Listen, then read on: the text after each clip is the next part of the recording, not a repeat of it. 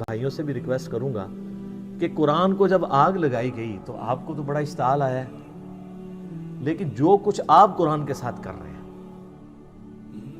یہ کتاب زندگی تھی، کتاب ہدایت تھی، انہوں نے آگ لگائی ہے، آپ نے آگ لگائے بغیر اس کتاب کے اوپر پابندی لگا دی ہے، اسے جزدان میں لپیٹ کے سب سے اونچی جگہ پہ رکھا ہوا ہے جہاں سے کوئی غلطی سے بھی نہ اٹھا لے، اپنی بچیوں کی رخصتی کے لیے بچوں کو نیچے سے گزارنے اور پیپر دینے کے لیے بچوں کو جانے کا یہ ذریعہ بنایا ہوا ہے۔ اس سے زیادہ آپ قرآن کو اہمیت نہیں دیتے تو شامت تو آپ کی بھی آنی ہے، قرآن کی بے حرمتی تو آپ نے بھی کی ہوئی ہے۔ وہ لوگ جو پوری زندگی قرآن کھول کے نہیں پڑھتے ترجمے کے ساتھ کہ اللہ نے ہم سے کیا ڈیمانڈ کی ہے، وہ لوگ مر جاتے ہیں تو ان کی میت پہ بیٹھ کے لوگ قرآن پڑھ رہے ہوتے ہیں ان کو ثواب پہنچانے کے لیے۔ تو کیا ثواب پہنچنا ہے ان کو، خود ہی سمجھ لیں، جس نے خود اپنی زندگی میں اللہ کو سیریس نہیں لیا۔ سورۃ الفرقان کی آیت نمبر 30 ہے، 30 قرآن حکیم میں سخت ترین آیات میں سے ہے، پارہ نمبر 19 کے پہلے پیج پہ۔ وقال الرسول یا رب ان قوم اتخذوا هذا القرآن مہجورا۔ نبی صلی اللہ علیہ وآلہ وسلم شکایت کریں گے کہ اے اللہ میری امت نے قرآن کو پیٹھ کے پیچھے ڈال دیا تھا۔ ہمیں تو بتایا گیا نبی علیہ السلام شفاعت کریں گے، انشاءاللہ ضرور کریں گے، لیکن شکایت بھی تو لگائیں گے، اور جب شکایت لگے گی پھر شفاعت کی انٹینسٹی کیا رہ جائے گی، اس کو بھی سوچنے کی ضرورت ہے۔ نبی علیہ السلام پوری زندگی قرآن قرآن قرآن قرآن۔ سورہ ال عمران کی آیت نمبر 103 ہے، وَاعْتَصِمُوا بِحَبْلِ اللَّهِ جَمِيعًا وَلَا تَفَرَّقُوا۔ اللہ کی رسی یعنی قرآن، وہ غدیر خم کی حدیث ہے صحیح مسلم میں، انٹرنیشنل نمبر کے مطابق 6225 سے 6228 تک، اللہ کی رسی اس کتاب کو کہا گیا، مضبوطی سے پکڑ لو اور فرقہ واریت میں مت پڑو۔ مطلب یہ ہے کہ بائنڈنگ فورس امت کے لیے فرقہ واریت سے نجات کے لیے قرآن ہے، تبھی کہا گیا نا کہ اللہ کی رسی کو پکڑو۔ بائنڈنگ فورس ہوگی تو پھر آپ علیحدہ نہیں ہوں گے نا۔ اور اس کو وائس ورثہ بھی کر لیں کہ جو اللہ کی کتاب کو چھوڑے گا وہ لازمی فرقہ واریت میں پڑ جائے گا، اینڈ وائس ورثہ۔ فرقہ واریت کو ختم کرنے کے لیے کتاب اللہ کو پکڑنا ہے، اور اگر چھوڑیں گے تو فرقہ واریت آٹومیٹکلی ہو جائے گی۔ اسی طریقے سے صحیح مسلم میں 2005 نمبر حدیث ہے، اللہ کے محبوب صلی اللہ علیہ وآلہ وسلم جب بھی کوئی تقریر، کوئی خطبہ دیتے، چاہے جمعے کا ہوتا، عیدین کا ہوتا، آپ علیہ السلام ہر خطبے کا آغاز اس سے کرتے حمد و صلات کے بعد، فَإِنَّ خَيْرَ الْحَدِيثِ كِتَابُ اللَّهِ، آگاہ ہو جو کہ بہترین کلام، بے شک سب سے بہترین کلام اللہ کی کتاب ہے، وَخَيْرُ الْهَدِيِ هَدِيُّ مُحَمَّدٍ صلی اللہ علیہ وسلم، اور ہدایت یافتہ راستہ محمد صلی اللہ علیہ وآلہ وسلم کا ہے، وَشَرَّ الْأُمُورِ مُحْدَثَاتُهَا، اور بدترین کام وہ ہیں جو دین میں خود سے داخل کر دیے جائیں، وَكُلَّ مُحْدَثَةٍ بِدْعَةٍ، اور تمام نئے کام بدعتیں ہیں، وَكُلَّ بِدْعَةٍ ضَلَالَةٍ، اور تمام بدعتیں گمراہیاں ہیں، وَكُلَّ ضَلَالَةٍ فِي النَّارِ، اور تمام گمراہیاں دوزخ میں لے جانے والی ہیں۔ یہ صحیح مسلم میں بھی، سنن نسائی میں بھی، ابو داؤد ترمذی ابن ماجہ میں بھی سکیٹرڈ فارم میں یہ سارے خطبے موجود ہیں۔ تو نبی علیہ السلام پوری زندگی جس کتاب کو ایمفسائز کرتے رہے، اس کتاب کو آگ لگانے پر کافر پر تو غصہ ہے جو آپ نے انٹلیکچول آگ اس کتاب کو لگا رکھی ہے، فزیکل آگ نہیں لگائی ہوئی، لیکن اینڈ ریزلٹ یہ ہے کہ انہوں نے بھی کتاب اللہ کی توہین کی، آپ نے توہین اس حوالے سے کر دی کہ قرآن کے اوپر عمل ہی نہیں کیا، قرآن کو جزدان میں لپیٹ کے رکھ دیا، اس کا ترجمہ ہی نہیں پڑھا۔ اور یار کوئی گورا بھی آپ کو خط لکھے نا تو آپ 4 دوستوں کے پاس جائیں گے اس کا ترجمہ کروانے کے لیے، اور جو اللہ نے آپ کی کتاب زندگی آپ کی طرف بھیجی، آپ کے پاس یہ ٹائم بھی نہیں کہ اس کے ترجمے ہوئے میں۔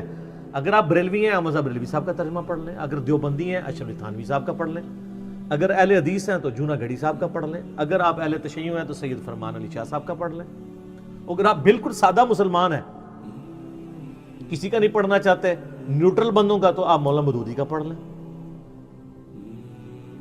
اور اسی طریقے سے فتح محمد جلندری کا پڑھ لیں، وہ پڑھو صحیح، روند نہ مارو۔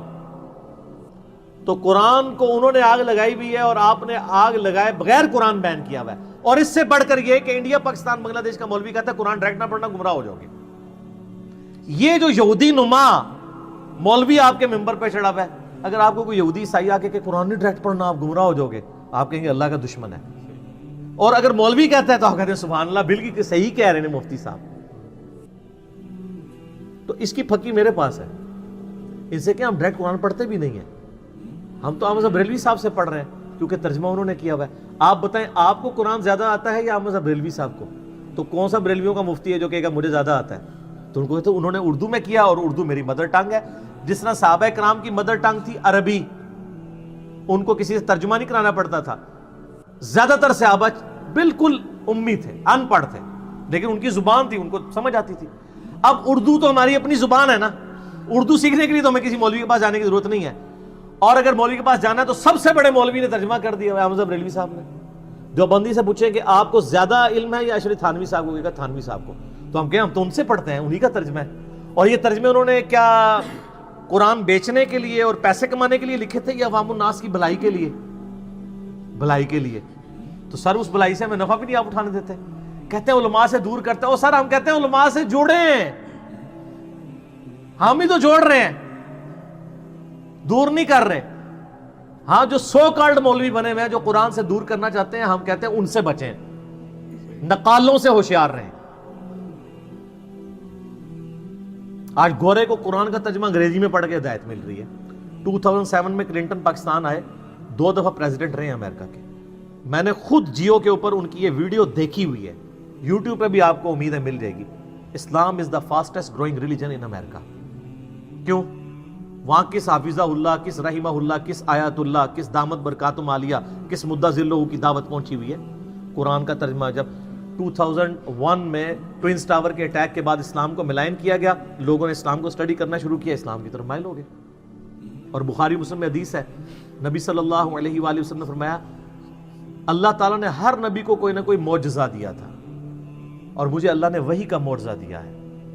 نبیوں پر ایمان لانے والے لوگوں کی تعداد ڈیپینڈ کرتی تھی اس نبی کو دیے گئے معجزے پر. مجھے اللہ نے وحی کا معجزہ دیا ہے. میں اللہ سے امید کرتا ہوں سب سے زیادہ متبعین قیامت والے دن جنت میں جانے والے میرے ہوں گے، کیونکہ میرا معجزہ سب سے بڑا ہے. اور بخاری مسلم میں حدیث ہے، آپ علیہ السلام فرمایا جنتیوں کا نصف امت محمدیہ سے صلی اللہ علیہ وآلہ وسلم. جامعہ ترمذی اور سنن ابن ماجہ میں حدیث ہے، نبی صلی اللہ علیہ وآلہ وسلم نے فرمایا جنتیوں کی 120 میں سے 80 صفحے میری امت سے ہیں، قرآن کی وجہ سے. یہ معجزہ. پھر صحیح مسلم میں جو 2950 نمبر حدیث ہے، حجۃ الوداع کی ڈیٹیلڈ حدیث، امام باقر علیہ السلام نے جابر بن عبداللہ سے جو روایت کی ہے، امام محمد باقر بن علی بن حسین بن علی، یعنی امام حسین کے پوتے تھے، امام جعفر کے والد. جابر بن عبداللہ سے وہ روایت کرتے ہیں. اس میں الفاظ ہیں، بڑی لمبی حدیث ہے، کہ حجۃ الوداع کے موقع پر نبی علیہ السلام نے فرمایا تھا میں تم میں وہ چیز چھوڑ کے جا رہا ہوں کہ جسے مضبوطی سے پکڑ لوگے تو میرے بعد کبھی بھی گمراہ نہیں ہوگے، وہ اللہ کی کتاب ہے.